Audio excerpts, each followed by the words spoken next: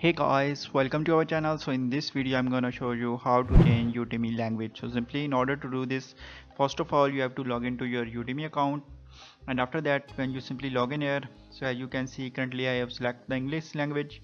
So as you can see all the settings and everything available in English.